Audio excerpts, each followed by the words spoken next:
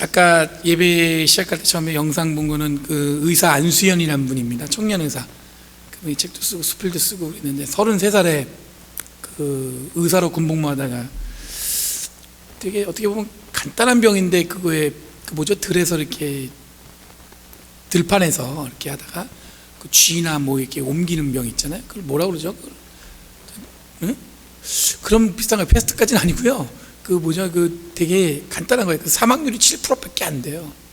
근데 그 7%밖에 안 되는데 의사인데 너무 이게 환자들 돌보는 데 집중하다 보니까 자기 몸을 버린 거죠. 그분 장례식 때 뭐 젊은 사람이 죽기도 하고 안타까우니까 그럴 수도 있는데 한 3,000명 정도가 그 조문객으로 온 거예요.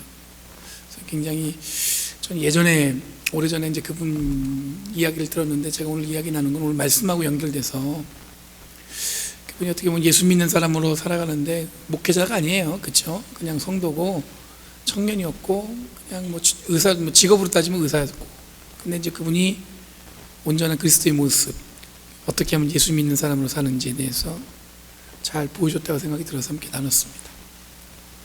그리스도인으로 이 땅을 살아가는 건 여러분도 어떻게 보면 우리한테 우리가 생각하는 것 이상을 요구하는 의미이기도 합니다. 그러니까 예수님 믿는다는 거 어떻게 보면 여러분들 그런 마음으로 여기서 예배드리고 그런 삶으로 결정하신 건데 그 얘기는 뭐냐면 내가 만만치 않은 삶에 사는구나 그렇게 생각하시면 돼요.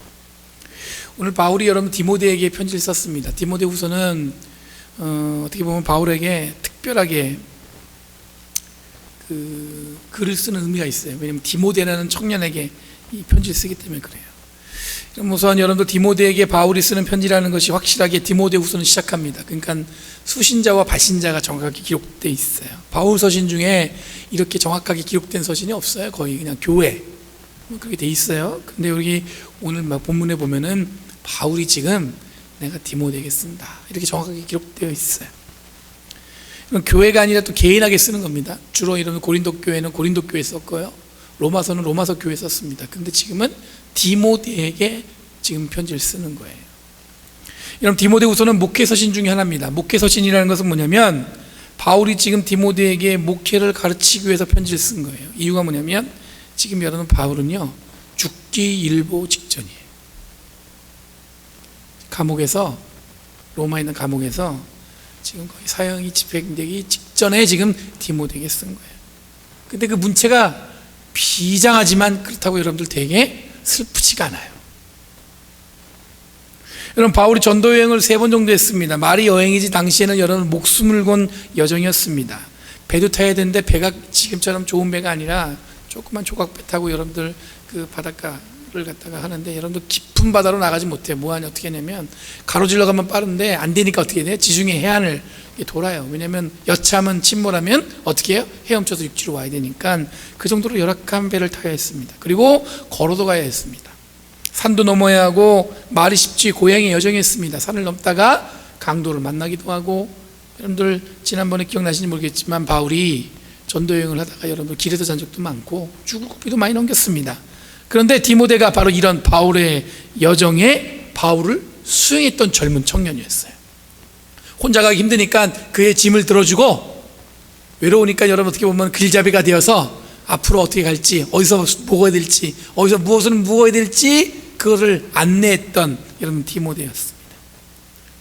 디모데는 이런 바울의 여정에 바울을 수행하면서 바울에게 여러 가지 많은 것들을 배웠던 청년이었습니다. 그뿐만 아니라 바울은 디모데의 가정사도 잘 알고 있었습니다. 외할머니 로이스와 어머니 유니게에 대해서도 잘 알고 있고 바울은 편지에 안부를 잊지 않고 전하고 있습니다.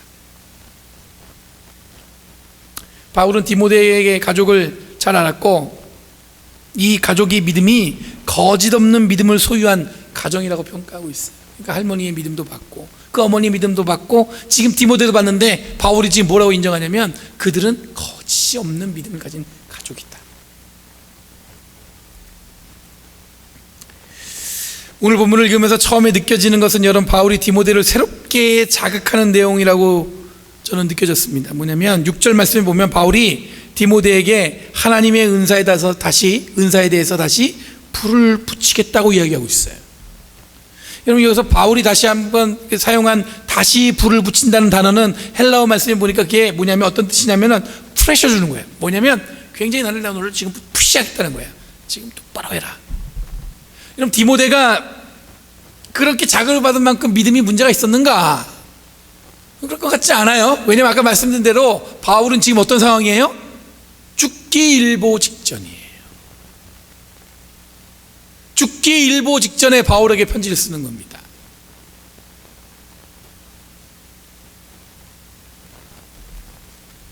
바울이 편지를 쓰는 거예요, 디모데에게. 죽기 일보 직전에. 바울은 디모데가 자기가 이렇게 푸시해서 그 은사를 회복하면서 어쩌면 여러분 속내는 뭐냐면 내가 죽을지 모르니까 그 다음에는 누가? 너희가, 네가 내 대를 이어서 이 사역을 감당했으면 좋겠다, 그런 마음이었을 것 같아요.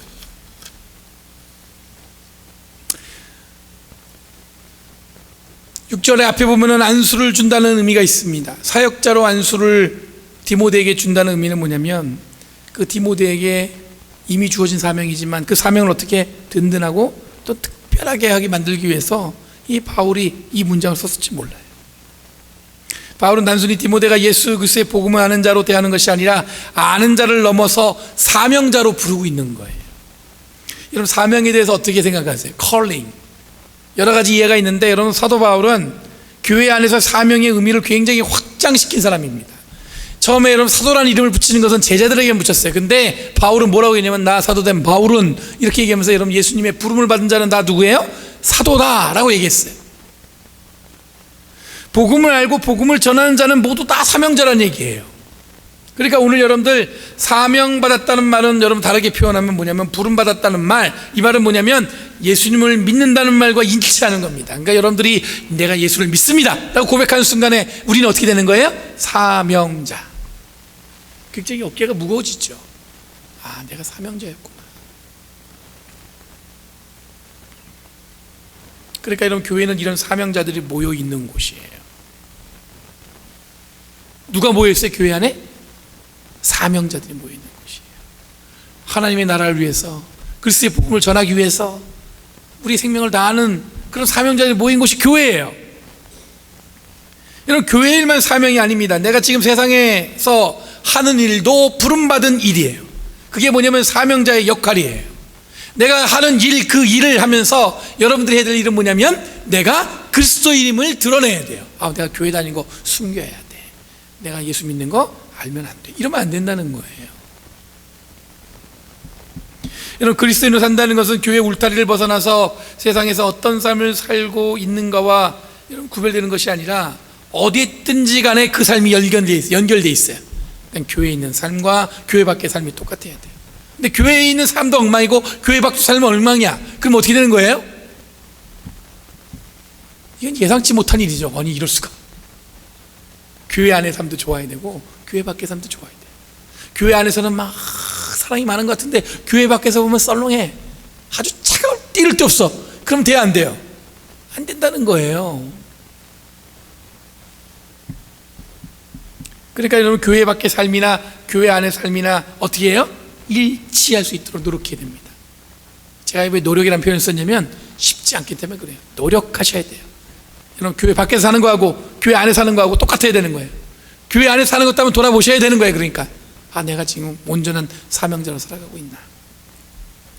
제가 아는 목사님이 있잖아요. 제법 큰 교회에서 목회했어요. 한 300명 모이는 교회, LA에서 담임 목회를 하셨는데, 근데 갑자기 그만두셨어요. 그러면서 요즘에 뭐 하냐면 목공을 하세요. 나무. 그분이 만드는 것 중에 가장 대표적인 게 뭐냐면 화목의 십자가라고 해가지고 백두산에 있는 나무하고 한라산의 나무를 갖다 잘라다가 그걸 이렇게 엉켜갖고 십자가를 만들어서 화목의 십자가라고 만들어요. 되게 유명해요.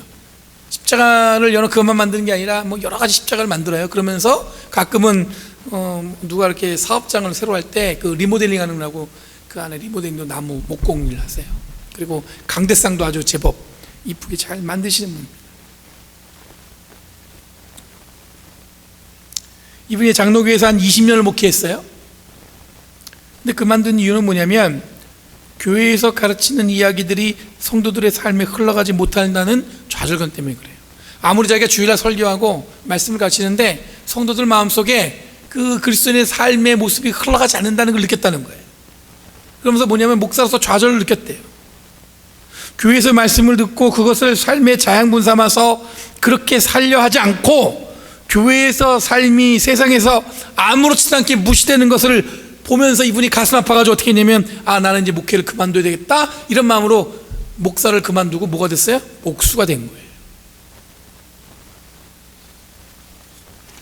제가 그분을 보면서 참 순수한 분이다 생각이 들었어요. 어찌 보면 여러분들, 제가 그분이 이렇게 글을 쓰거나 이렇게 이야기를 나누는 거 보면은 어떻게 보면 그분하고 잘 맞는 것 같아서 잘 된 것 같아요.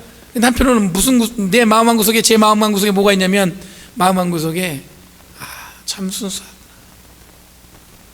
어쩌면 저 목사님처럼 그런 마음을 갖고 사역을 해야 되는데, 내가 그냥 아무렇지도 않게 그냥 교인들이 교회에서 삶하고 내가 예수 믿는 거하고 그냥 세상의 삶하고 이게 별로 구별이 없어요.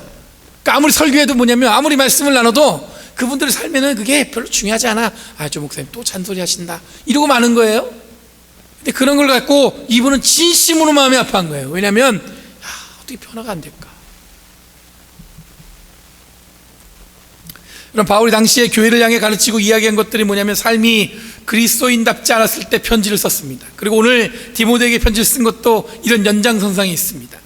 예수님께서 주시는 은혜와 자비 그리고 평화가 디모데의 삶에 어디 있든지 펼쳐지길 기대하는 마음이 있는데, 그 마음이, 여러분들 그 사명이, 여러분들 그 마음은 뭐냐면, 그 사명감이 그냥 그 삶에서 머무는 것이 아니라 세상에 나가서 펼쳐지길 원하는 거예요. 하지만 지금 우리들은 교회와 세상의 삶이 다른 것에 대해서 심각성을 모르고 살아갑니다. 그리스도인으로 산다는 것은 말 그대로 우리의 삶은 품이 있는 기독교인이었게 사는 거예요. 품이 있는 기독교인.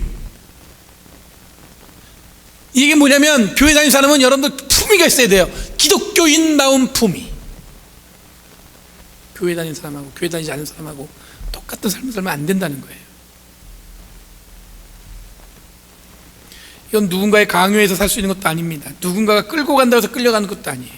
철저하게 자기 결정과 자기 고백을 통해서 그리스도인으로서 살아간다고 결심하는 순간에 살아낼 수 있는 거예요. 그냥 관성에 의해서 이렇게 교회 다니면 이렇게 되니까 모양은 있어요. 근데 그 내용은 뭐냐면, 교회 다니는 사람이나 안 다니는 사람이랑 똑같아지면은 그건 뭐냐면 기독교인답지 않은 거예요. 여러분 마음속에 답이 다 있어요. 무엇이 기독교인다운가? 첫 번째, 여러분들, 우리는요 구원의 확신이 있어요. 믿으세요? 주저하면 안 돼요. 구원의 확신이 있으세요? 예수님을 통해서, 여러분들 십자가 사건을 통해서 우리가 구원받았어요? 그렇죠? 구원받았으면 여러분들 어떤 삶이에요? 구원받은 삶을 살아야죠. 구원받은 삶은 뭐가 달라요? 두려움이라는 게 없어요. 구원받았는데 우리가. 두려움이라는 건 여러분 뭐냐면, 세상이 주는 근심, 걱정, 여러 가지, 여러분들 오늘 찬양도 했지만 나의 눈물을, 나의 한숨을 바꾸셨네, 주를 향한 노래로, 주를 향한 찬양으로. 이런 고백을 우리가 어떻게 할 수 있냐면, 한숨 나죠. 왜 안 나겠어요? 힘들면 여러분들 고난스럽죠. 그것 때문에 고통스럽죠. 그것 때문에 여러분들 힘들어서 여러분들 어쩌는데 여러분들 싸우기도 하고 블레임도 하고 여러 가지 여러분들 약함 속에 있죠. 우리가 맨날 강하지 않아요. 맨날 여러분들과 든든해 갖고 여러분 어디에 가서도 승리하는 모습 살지 않아요? 약할 수 있어요. 근데 여러분들 그 약함 속에서 우리는 어떨 수 있어요? 기뻐할 수 있어요. 기뻐할 수 있어요. 왜냐하면 우리는 구원받았으니까. 근데 여러분, 세상에 있는 사람들하고 근심하는 방법이 똑같아요. 걱정하는 방법이 똑같아요. 그렇게 되는 순간에 여러분들, 우리는 기독교인의 삶으로서의 삶을 살아가는 데 있어서 온전치 못한 거예요. 작은 것부터 시작하셔야 됩니다. 자기 결정, 자기 고백이어야 돼요. 누가 강요해가지고 이렇게 해야 된다, 아니에요. 내가 스스로 주님을 만나고 내가 스스로 하나님을 만나고 고백할 수 있어야 되는 거예요. 내가 믿는 주님이 어떤 분인지 알아야 돼요. 근데 그걸 모르면 어떻게 되냐면, 결국에는 뭐예요? 교회도 비즈니스 하는 거 똑같이 되는 거예요. 지난 주간에 여러분들 3일 동안 제가 파트너인 미니스트라고 해가지고 같이 모여서 목사님들하고 목회에 대한 이야기 쭉 나눴어요. 근데 목회에 대한 이야기가 다 달라요. 어떤 분은 여러분들 뭐냐면 억울해 싶어요. 어떻게든 교회를 풍시키는 마음으로 진짜 그분 얘기 들어보면은 진짜 야. 근데 어떤 분은 정말 교회를 비즈니스처럼 해요. 어떻게 해야 이렇게 효과적으로 해서 이렇게 포인트를 찍어갖고, 제가 이렇게 쭉 보면서 제가 배우는 것도 있고, 이거는 내가 보기에는 수정해야 되겠다 생각도 하고 그러는데, 그러다 보니까 제가 이제 어떻게 보면 생각을 많이 하는 시간을 갖게 되거든요. 근데 그 가운데서 결정적으로 여러분들 제가 느낀 건 뭐냐면, 감동받고 저에게 어떤 영향을 주는 건 뭐냐면, 날마다 목사님들을 위해서 내가 기도합니다라는 그 어느 한 은퇴하신 목사님의 그 말씀이었어요. 일주일에 최소한 2번, 3번은 그분의 여러분들의 이름을 불러가면서 제가 기도합니다. 여러분들이 있는 그 교회에서, 선교지에서, 사역지에서 목회하는 데 있어서 최선을 다해서 목회할 수 있도록 저는 일주일에 최소한 2번, 그분하고 저하고 상관없어요. 근데 그분이 여러분들 거짓말한 것 같지 않아요. 왜냐하면 진심이 느껴졌어요. 근데 그거에 감동이 오더라 얘기예요. 여러분, 교회도 기독교인의 삶이 여러분 거창한 거 아니에요. 우리는 그저 여러분들 일주일에 최소한 2번 사랑하는 성도들을 위해서 우리 교인들 얼굴 불러가면서, 이름 불러가면서 그분들을 위해서 기도할 수 있는 마음을 우리에게 있는가 없는가의 차이예요. 일주일 내내 아무 생각 없다가 일주일만 딱 맞췄는데 여러분들 어떤 마음이 드세요? 잘 지냈어요? 그 정도가 아니라 그건 여러분들 어디서 날 수 있는 거죠. 제가 느낀 건 그거였어요. 진심으로 그 공동체를 사랑하는 목사의 마음, 진심으로 그 공동체를 사랑하는 성도의 마음. 뭐예요? 최소한 일주일에 2번은 그분 얼굴 생각나고 그분 이름 생각나서 뭐 할 수 있어요? 기도할 수 있어요.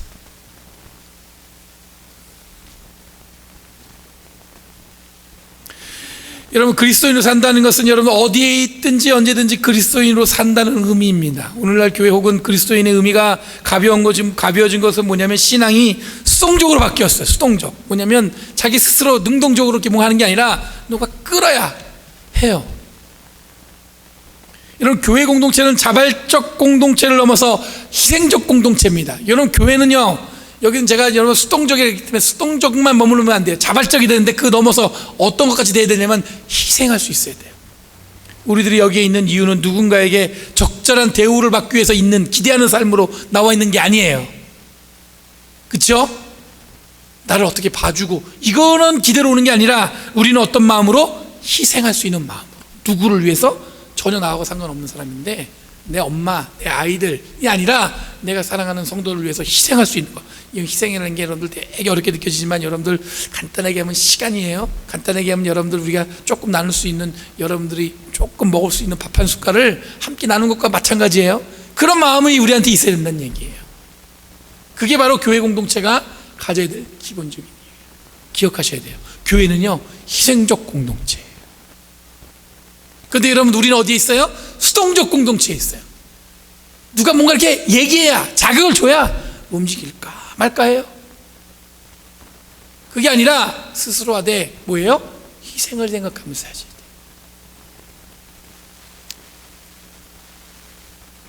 여러분, 유일한 박사라고 있습니다. 유명하시죠? 여러분 잘 알 거예요. 유한양행. 그래서 나중에 이름이 유한 킴벌리. 왜 유한 킴벌리냐면 여러분, 킴벌리 클락이라는 미국 회사하고 유한양행하고 같이 이렇게 MOU를 맺어갖고 한국에서 이제 그 킴벌리 클락에서 하는 제품을 갖다 이렇게 판매하는 그 대행을 썼죠. 유한양행을 만든 창업자예요. 유일한 박사. 그분이 1904년에 나이가 많으세요. 그 부모님 일찍이 기독교 집안이었어요. 그분이 부모님이 뭘 했냐면은 평안북도에서 재봉틀을 만드는 어떤 그런 재봉틀을 파는, 그 당시에 여러분들 1904년 이전에 벌써 재봉틀을 팔고 그랬으면 이건 대단한 거예요. 그때 기독교 집안이었고 어느 정도 부를 축적했어요. 그래서 아들을 어떻게 보면 유학생을 모집한다는 그 감리교회 광고를 듣고 아들을 유학 보내가지고 배를 태워 보냈습니다. 어린 나이에 부모님이 이 유일한 박사를. 근데 배 안에서 아버지가 주신 유학 비용을 갖다 잊어버려요. 그럼 배 안에서 여러분들 뭐 어린애가 샀으니까 뭐 누가 어쨌든 눈치 빠른 사람이 어떻게 했겠죠. 그걸 돈을 잊어버리니까 이거 막막하잖아요. 다시 돌아가야 되나 말아야 되나 이러고 있는데, 그 아이를 그 유학생들 인솔해 간 사람이 박용만이라는 분이 있어요. 이분이 목사님이에요. 감리교 목사님이셨고, 나중엔 여러분들 역사를 좀 진지하게 보신 분들은 이 박용만이라는 분은 뭐냐면 무장항쟁, 그래서 옛날에 보면 무력으로 저기 뭐냐면 일본하고 싸워야 된다고 해가지고 이분은 강력한 무장항쟁을 주장했던 분 중에 하나입니다. 나중에는 이제 해방된 이후에는 약간 이념적으로 북쪽 쪽에 많이 가까워졌기 때문에 저희 역사에서 많이 지워졌는데, 그분이 그래도 유일한 박사를 갖다가 눈여겨보고 어떻게 했냐면, 어느 집안에, 그것도 결혼한 집안이 아니에요.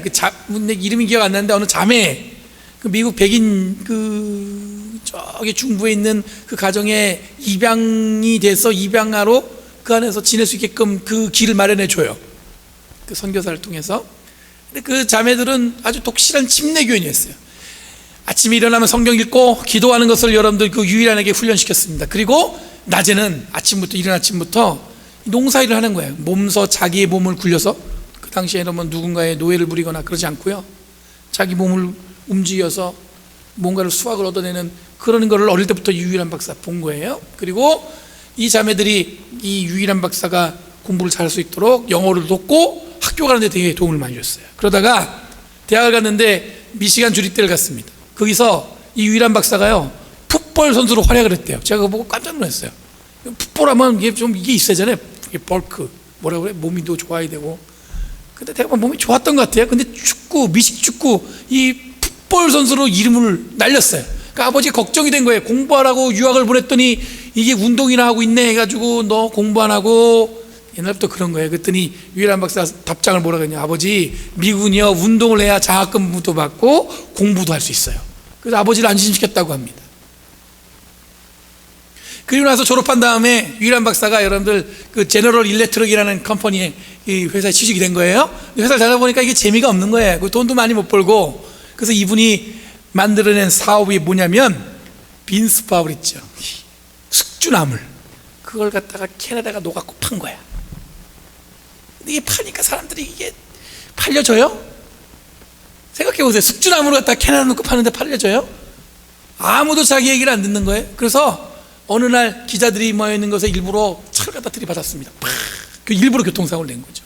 그리고 와서 그 사람들하고 이런저런 얘기를 하다가, 내가 원래 이런 사업을 하는 사람인데 캐나다가 빈스프라웃을 판다. 그러면서 처음으로 자기가 한 비즈니스를 홍보하면서 여러분들 빈스프라웃 캐나다 켄투콩에 팔고 억만장자가 됐어요. 이 사람이 처음으로. 그때 설립한 회사가 라초이라는 회사인데 지금도 그 회사가 있어요. 그리고 여러분들 그 아시안 마켓에 가면 라초이 뭐 소스도 팔고, 아직도 그 캐나다가 그 빈스프라운드도 팔기도 하고, 아직도 그 회사가 있습니다. 그 회사를 정리하고 한국으로 가서 유한영행을 설립한 거예요.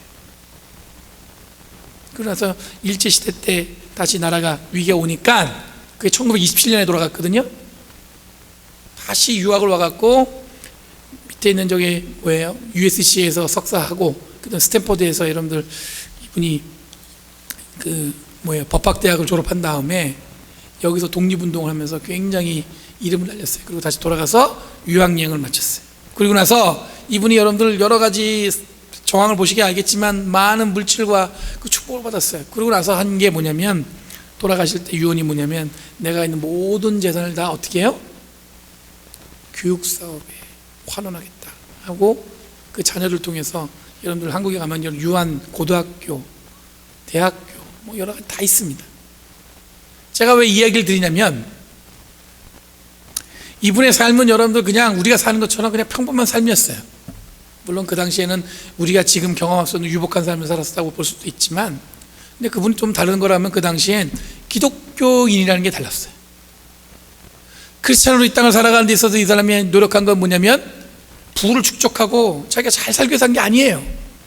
대부분 그 사람은 뭐냐면, 왜 우리가 이 사람의 이 이름을 기억하냐면, 오늘 이 시간에 내가 여러분들하고 이 사람의 이름을 나누냐면은 이 사람이 똑똑하고 잘나서 그런 게 아니고요, 이 사람은 자기가 기독교인으로서 자기의 삶이 교회에 있든 간에 교회 밖에 있든 간에 삶이 일정했어요. 그리고 여러분들 어떻게든지 누군가를 돕기 위해서 노력을 했어요.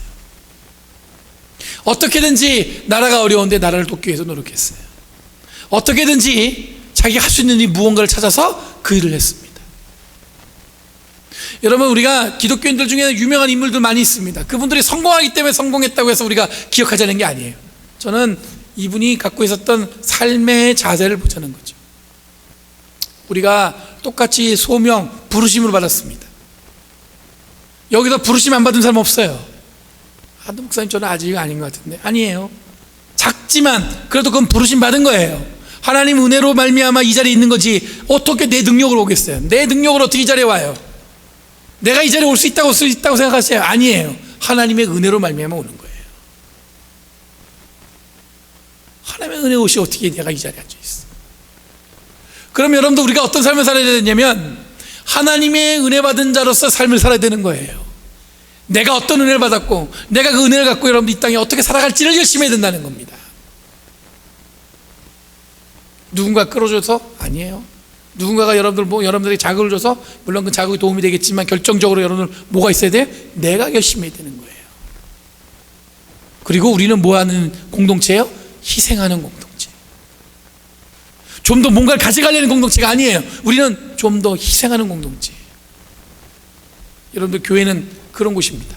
그리고 성도는 이 사명과 부르심에 온전히 부름받은 자들임을 기억하시고, 내가 이 자리에 있는 것은 온전히 하나님의 은혜로 말미암아 있다는 것을 잊지 않고 살아가는 저와 여러분들에게 원합니다. 기도하겠습니다. 거룩하신 주님 감사합니다. 오늘도 변함없이 주님이 주신 은혜 사랑에 감사드립니다. 저희들이 이 땅을 살아가는 데 있어서 부족한 게 많지만 하나님의 은혜로 채워주셔서 그 모든 것을 이겨내고 하나님의 뜻을 따라 나아가는 저희들에게 하여 주시옵소서. 항상 주님이 부어주신 은혜 감사드리며 이 모든 말씀 예수님의 이름으로 기도드리옵나이다. 아멘.